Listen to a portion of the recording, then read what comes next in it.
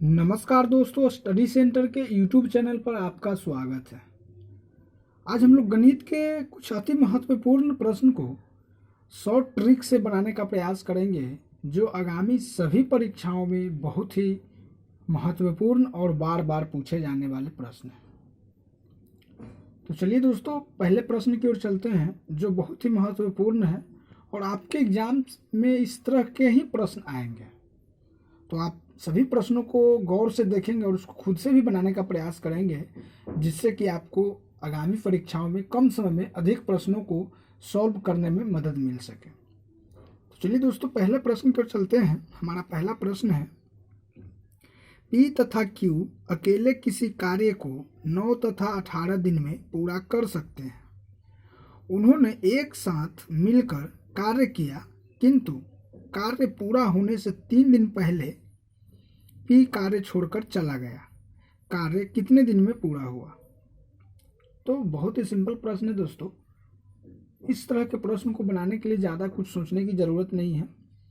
कह रहा है P है, Q है, तो P किसी काम को 9 दिन में पूरा कर रहा है और Q उस काम को 18 दिन में पूरा कर रहा है। तो पहले हम लोग वर्क यूनिट निकाल लेंगे कि टोटल वर्क कितने यूनिट का है। तो उसके लिए हम लोग इसका एलसीएम निकालते हैं दोस्तों। तो जब आप इसका एलसीएम निकालिएगा दोस्तों, तो 18 आएगा। आप लोग निकाल करके देख सकते हैं एलसीएम से। कहने का मतलब क्या हुआ कि P जो है वो एक दिन में 2 यूनिट वर्क कर रहा है और Q जो है वो एक दिन में 1 यूनिट वर्क कर रहा है। तो दोनों कुल मिलाकर एक दिन में कितने यूनिट काम करेंगे? 2 + 1 यानी कि 3 यूनिट काम करेंगे। तो जरा प्रश्न को गौर से देखिएगा दोस्तों। कह रहा है कि कार्य पूरा होने से 3 दिन पहले। तो यहाँ देखिए, हम लोग गो थ्रू ऑप्शन भी सॉल्व कर सकते हैं, या फिर कार्य पूरा किस दिन होता है उस अनुसार से भी बना सकते हैं। तो हम पहला ऑप्शन देखते हैं। अगर कार्य 5 दिन में पूरा हुआ, तो 5 दिन में काम पूरा होगा दोस्तों। तो जब कार्य 5 दिन में पूरा होगा, तो कह रहा है कि 3 दिन पहले P काम छोड़कर चला गया। तो 3 दिन पहले छोड़कर जाएगा तो 2 दिन दोनों साथ में मिलकर काम करेगा।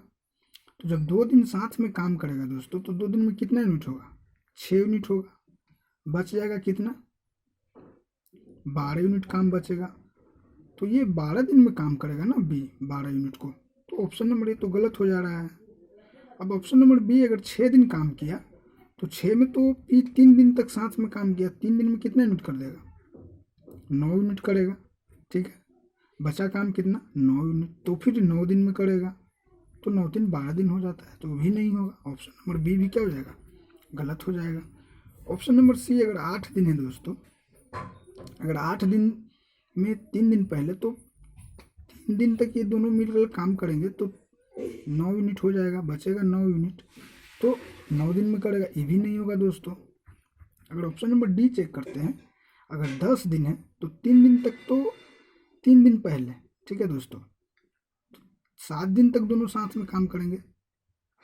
तो सॉरी दोस्तों, जरा ऑप्शन नंबर C को फिर से देखिएगा दोस्तों।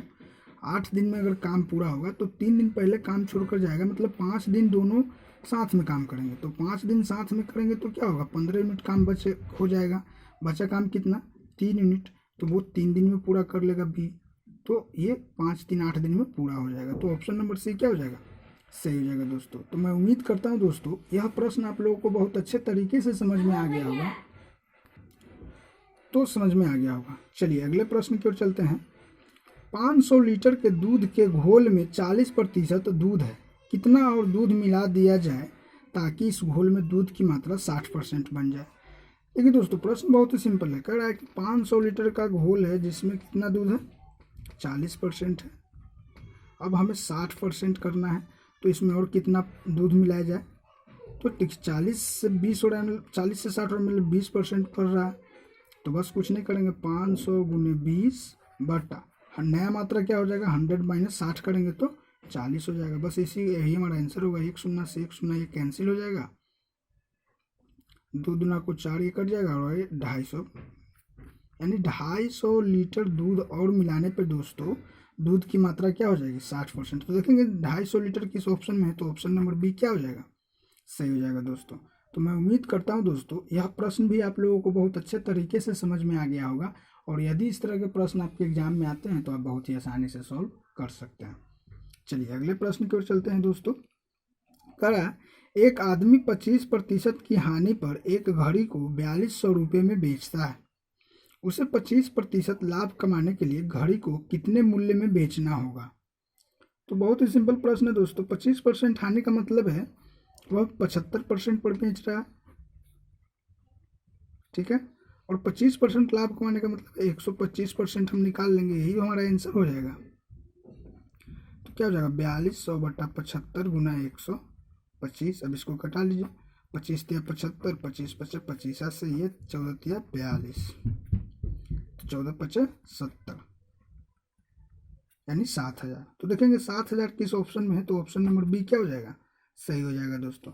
तो मैं उम्मीद करता हूं दोस्तों यह प्रश्न भी आप लोगों को बहुत अच्छे तरीके से समझ में आ गया होगा, और यदि इस तरह के प्रश्न आपके एग्जाम में आते हैं तो आप बहुत ही आसानी से सॉल्व कर सकते हैं। चलिए अगले प्रश्न की ओर चलते हैं दोस्तों। हमारा अगला प्रश्न है और बहुत ही महत्वपूर्ण प्रश्न है। रामू ने 360 रुपये में 144 आम खरीदे और 10% के लाभ से बेच दिया। उसने प्रति दर्जन आम किस दर से बेचा? तो बहुत ही सिंपल है दोस्तों। 360 रुपये में 144 आम, तो जैसा कि हम लोग जानते हैं कि एक दर्जन में 12 आम होते हैं, तो 344 रुपये में अगर उसने 360 रुपये में 144 आम खरीदा है तो एक दर्जन का कीमत कितना हो जाएगा? 12 दर्जन खरीदा 360 में, तो एक दर्जन में कितना हो जाएगा? 30 रुपये हो जाएगा। अब कह रहा है कि उसको 10% के लाभ से बेच दिया, तो 30%, 30 गुने 10% लाभ मतलब 110 बटा 100, 1 शून्य से 1 शून्य कट जाएगा, क्या हो जाएगा 33। यानी कि उसने प्रति दर्जन आम जो है दोस्तों वो कितने रुपए में बेचे? 33 रुपये में। तो देखेंगे 33 किस ऑप्शन में है, तो ऑप्शन नंबर ए हमारा क्या हो जाएगा, सही हो जाएगा दोस्तों। तो मैं उम्मीद करता हूं दोस्तों यह प्रश्न भी आप लोगों को बहुत अच्छे तरीके से समझ में आ गया होगा, और यदि इस तरह के प्रश्न आपके एग्जाम में आते हैं तो आप बहुत ही आसानी से सॉल्व कर सकते हैं। चलिए दोस्तों आज का हमारा आखिरी प्रश्न है और बहुत ही महत्वपूर्ण प्रश्न है दोस्तों। पी की लंबाई क्यू की लंबाई का 5/8 है, तो क्यू की लंबाई से पी की लंबाई का अनुपात कितना होगा? प्रश्न को समझिए दोस्तों। कह रहा है पी की लंबाई जो है वो क्यू की लंबाई का 5/8 है, यानी पी बटा क्यू बराबर क्या हो जाएगा दोस्तों? 5/8, यानी पी 5 है और क्यू 8 है। तो हमसे पूछ रहा है क्यू अनुपात पी, तो क्या हो जाएगा 8:5 हो जाएगा, यही तो आंसर हो जाएगा। तो हमारा आंसर क्या हो जाएगा 8:5। तो देखेंगे 8:5 किस ऑप्शन में है, तो ऑप्शन नंबर डी क्या हो जाएगा, सही हो जाएगा दोस्तों। तो मैं उम्मीद करता हूं दोस्तों सारे प्रश्न आप लोगों को बहुत अच्छे तरीके से समझ में आ गया होगा, और यदि इस तरह के प्रश्न आपके एग्जाम में आते हैं तो आप बहुत ही आसानी से सॉल्व कर सकते हैं। तो प्रश्न अगर समझ में आ रहे हैं दोस्तों और वीडियो अच्छी लग रही है तो चैनल को जरूर सब्सक्राइब करें और नोटिफिकेशन बेल को जरूर दबाएं, ताकि वीडियो जो अपलोड होते हैं उसका लिंक सबसे पहले आप तक पहुंचे, और वीडियो को जितना हो सके उतना ज़्यादा से ज़्यादा लाइक और शेयर जरूर करें।